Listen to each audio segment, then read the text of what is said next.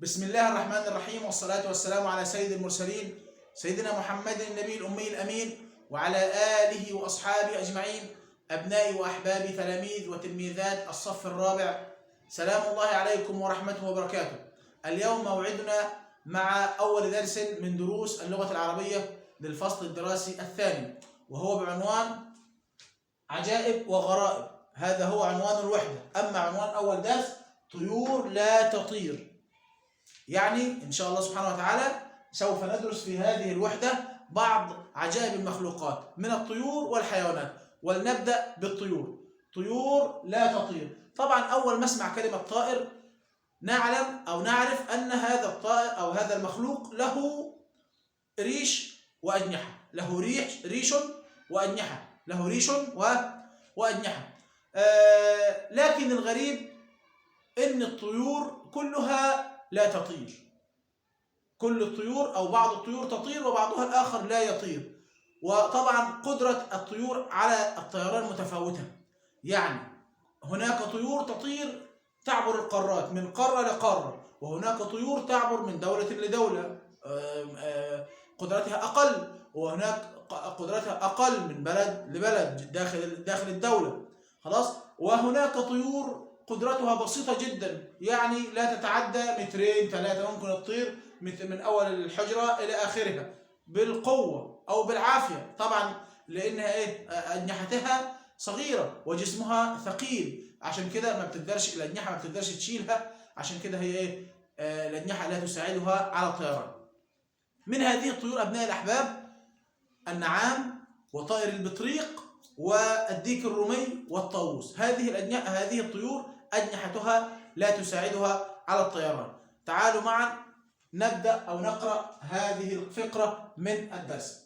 كل الطيور لها أجنحة وريش، ولكن قدرتها على الطيران متفاوتة. فهناك طيور تطير في الفضاء، تعلو وتهبط وتتنقل هنا وهناك فوق الأشجار وعلى الشواطئ، وبعضها يقف على قمم الجبال العالية. وهناك طيور لا تطير لأن أجنحتها لا تساعدها على الطيران، مثل كما قلت النعام وطائر البطريق والديك الرومي والطاووس. قرأ التلاميذ هذه المعلومات وهم يتصفحون موسوعة علمية في المكتبة. هذا جزء من درس طيور لا تطير. معا إلى مفردات هذه القطعة. كل الطيور، طبعا كلمة الطيور جمع مفردها الطائر. كلمة الطيور جمع مفردها الطائر.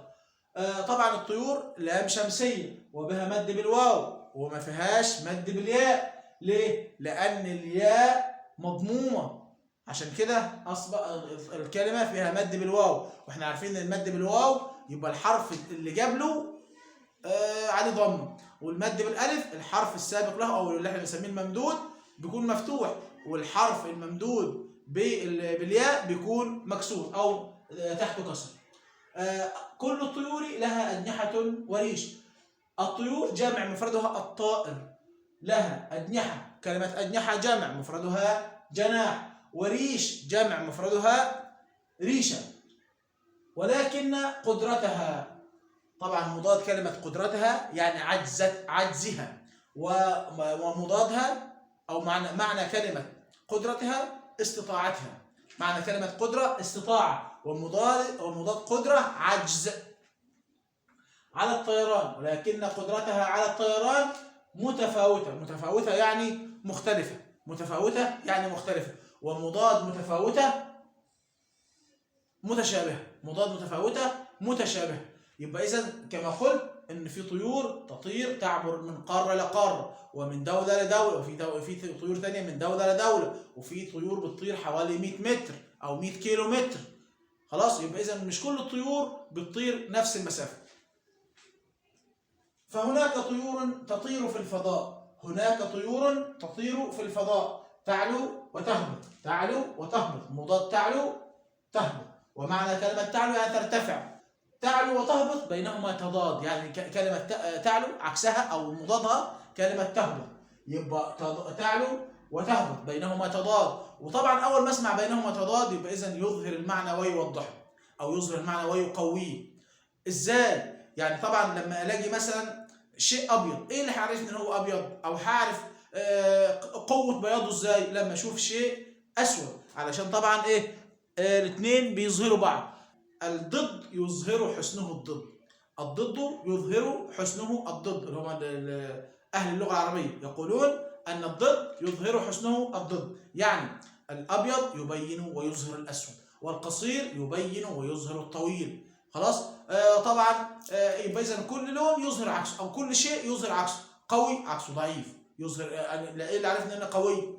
الضعيف. ويعرف الضعيف ان انت قوي؟ القوي. يبقى اذا كل عكس يظهر عكسه. تعلو وتهبط وتتنقل هنا وهناك، هنا وهناك طبعا مضاد هنا هناك، يبقى هنا عكسها هناك، الاثنين بينهما تضاد يظهر المعنى ويوضحه. فوق ابناء الاحباب كما قلنا في الترم الاول او في الفصل الدراسي الاول، فوق ظرف مكان. قلنا اي كلمه او اي اسم يبين مكان حدوث الفعل هو اسمه ايه؟ ظرف مكان. فوق، تحت، يمين، شمال، شرق، غرب، اعلى، اسفل، كل هذه الكلمات وكل هذه الالفاظ تدل على مكان حدوث الفعل. فوق، تحت، يمين، شمال، شرق، غرب، اعلى، اسفل، كل هذه الكلمات وكل هذه الالفاظ تدل على مكان حدوث الفعل. اما اذا دلت على زمن حدوث الفعل فانها تسمى ظرف زمان.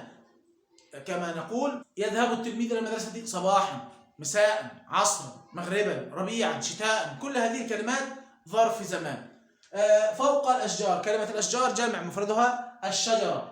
وعلى الشواطئ، طبعا على حرف جر، وزي ما احنا عارفين اي كلمه بعد حرف الجر بتكون اسم، وبتكون اسم ايه؟ مجرور. على الشواطئ. خلاص. في الفضاء، اي كلمه طبعا زي ما احنا قلنا من علامات الاسم الجر، من علامات الاسم الجر والتنوين والنداء وال والتاء المربوطه، دول علامات الاسم. علامات الاسم ايه؟ عرفنا ان الكلمه دي اسم. الخمسه لهم: الجر، حرف الجر ياتي بعده اسم. التنوين يكون على الاسم بالفتح او بالكسر او بالضم. النداء طبعا بنادي على الاسم، اقول يا احمد، يا محمد، يا ابراهيم. اي كلمه بها يبقى هي اسم، ما ينفعش احط الف ولام في الفعل ولا في الحرف. يعني اقول الباب، الشباك، المصباح، المعلم، التاء المربوطه موجوده في الاسم مش موجوده في الفعل. فاطمه، معلمه، مهذبه. بعد كده وعلى الشواطئ، كلمه الشواطئ جمع مفردها الشاطئ، وبعضها يقف فعل نوع مضارع، الماضي بتاعه وقف، الامر بتاعه قف.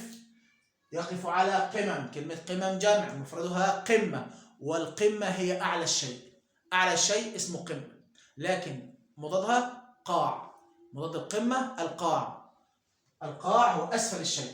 قمم الجبال، الجبال جمع مفردها الجبل، والجبل هو ما فوق 1000 متر.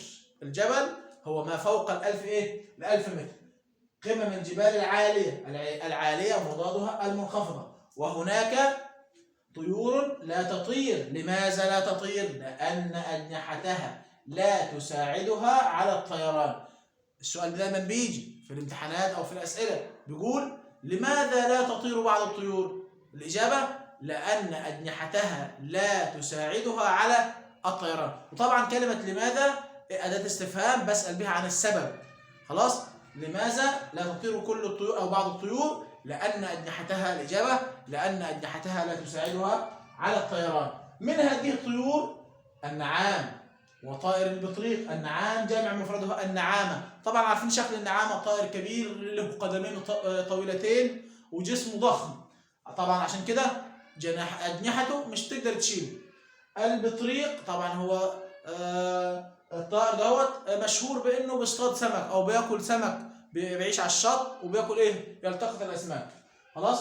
اهو طائر البطريق. والديك الرومي طبعا بيعيش في بيوت الفلاحين، وطبعا بيزهو او بيفتخر بريشه الجميل والملون. كذلك الطاووس المعروف بانه اجمل الطيور. هؤلاء التلاميذ قرأوا هذه المعلومات في موسوعة علمية بالمكتبة. يتصفحون يعني يقرؤون الموسوعة هو كتاب كبير يضم معلومات عن موضوع معين. يبقى في موسوعة مثلا عن النباتات، عن الحيوانات، عن الطيور وهكذا. يبقى الموسوعة كلام كبير أو كتاب كبير يضم مجموعة من المعلومات في مجال معين. خلاص، هذه الموسوعة العلمية أين كانت؟ في المكتبة. خلاص، وبكده نكون انتهينا من أول جزء في درس طيور لا تطير. بنكمل الجزء الأخير من درس طيور لا تطير. وقد لفت طائر النعام أنظار التلاميذ، فمع أنه طائر ضخم فإن له جناحين لا يستخدمان في الطيران، وله رجلان طويلتان قويتان تمنحانه قدرة عجيبة على الجري. وطائر البطريق أيضا لا يطير، لكنه ماهر في السباحة وصيد السمك، وله قدمان قصيرتان وجناحان صغيران. والديك الرومي لا يطير ويعيش في بيوت الفلاحين مزهوا بريشه اللامع الملون وذيله الذي يشبه المروحة. أما الطاووس فهو طائر وهبه الله ذيلا جميلا وريشا ألوانه عجيبة، فتبارك الله أحسن الخالقين. الآن مع مفردات هذه القطعة. وقد لفت طائر النعام أنظار جمع مفردها نظر. وقد لفت طائر النعام أنظار التلاميذ، فمع أنه طائر ضخم يعني حجمه كبير، مضادها صغير، فإن له جناحين مثنى لا يستخدمان في الطيران. في حرف جر، والطيران طبعا اسم مجرور وعلامة جره الكسرة، وكما قلنا أن الجر علامة من علامات الاسم. وله رجلان طويلتان، يبقى إذن طائر النعام يتميز بأن له رجلان طويلتان قويتان تمنحانه قدرة عجيبة على الجري. طبعا لما تكون القدم طويلة يبقى إذن دي بتدي المخلوق قدرة على الجري وسرعة في الجري. تمنحانه قدرة عجيبة على الجري. وطائر البطريق لا يطير لكن عنده مهارتان. هذه المهارتان أو هاتان المهارتان هما السباحة وصيد السمك. هو ماهر في السباحة وفي صيد السمك، كما قلنا أنه يعيش على الشواطئ ويلتقط الأسماك. وله قدمان قصيرتان. قدما الطائر البطريق قصيرتان وجناحان صغيرتان، وبالتالي لا تساعدانه على الطيران. والديك الرومي طبعا نحن جميعا كفلاحين نربيه جميعا في بيوتنا. يعيش هذا الطائر في بيوت الفلاحين مزهوا يعني معجبا ومتفاخرا ومتباهيا بنفسه وبريشه اللامع، طبعا لأنه مميز عن الطيور التي يربيها الفلاحين. مزهوا بريشه اللامع الملون وذيله الذي يشبه المروحة. طبعا هو بينفش ريشه كده من آخره أو من مؤخرته، فطبعا هذا الريش يشبه المروحة. أما الطاووس فهو طائر وهبه الله ذيلا جميلا. الطاووس كما قلنا أنه يتباهى بأنه أجمل الطيور، لأن الله سبحانه وتعالى وهبه ذيلا جميلا وريشا ألوانه عجيبة، فتبارك الله أحسن الخالقين. في هذه القطعة بعض المفردات كما قلنا مثل كلمة ماهر يعني مجيد ومتقن. السباحة لامها شمسية وبها مد بالألف، وطبعا هي اسم، علامة الاسم فيها الألف واللام يا أبنائي والتاء المربوطة. وصيد السمك كلمة صيد ليس بها مد، لأن الحرف الذي سبق الياء مفتوح. قلنا أن الحرف الممدود بالياء يكون مكسورا، والممدود بالألف يكون مفتوحا، أما الممدود بالواو فيكون مضموما. هنا في كلمة صيد الصاد مفتوحة وبعدها ياء، وبالتالي ليس فيها مد بالياء. السمك جمع مفردها السمكة. قدمان كلمة قدمان مثنى مفردها قصيرتان مضادها طويلتان. وطبعا قصيرتان أيضا مثنى مفردها قصيرة، ومضادها كما قلنا طويلتان. وجناحان أيضا مثنى، صغيران مثنى، مضاد صغيران كبيران. والديك الرومي جمع كلمة الديك الديكة أو الديوك، جمع كلمة الديك الديكة أو الديوك. والديك الرومي لا يطير. طبعا لا يطير ديت أسلوب نفي مش نهي، طبعا لأن في ناس تلاميذ كتير بيتلخبطوا بين النفي والنهي. النهي هو أن يطلب منك الامتناع عن عمل شيء معين، أما النفي أنت من نفسك لا تعمل هذا الشيء. خلاص، يعني لما أقول مثلا، لما أقول لواحد مثلا لا تجلس في الشمس، يبقى أنا بطلب منه هو ما يقعدش في الشمس. لكن لما هو بنفسه لا يجلس يبقى دي نفي. لما أقول مثلا محمد لا يجلس في الشمس، يبقى إذن محمد نفسه من نفسه لا يجلس في الشمس، يبقى لا أحد طلب، ما فيش حد طلب منه هو يجلس في الشمس. خلاص، يبقى دي في الحالة ديت يكون نفي. يبقى إذن لا يطير أسلوب نفي. ويعيش مضاد يعيش يموت. في بيوت، كلمة بيوت جمع مفردها بيت، وهي اسم مجرور سبقها حرف جر. حرف الجر دائما بعده الكلمة التي بعده تعرب اسم مجرور. الفلاحين جمع مفردها الفلاح.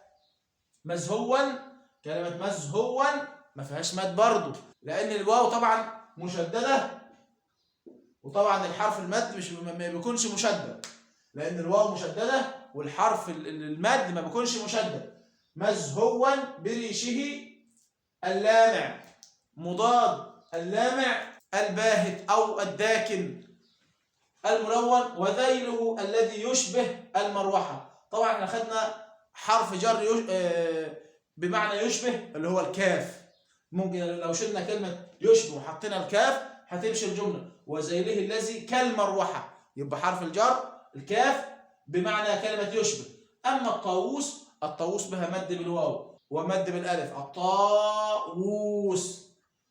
فهو طائر، هو طبعا كما درسنا في الترم الأول هو ضمير غائب للمفرد المذكر، فهو طائر وهبه الله، يعني أعطاه الله ومنحه الله.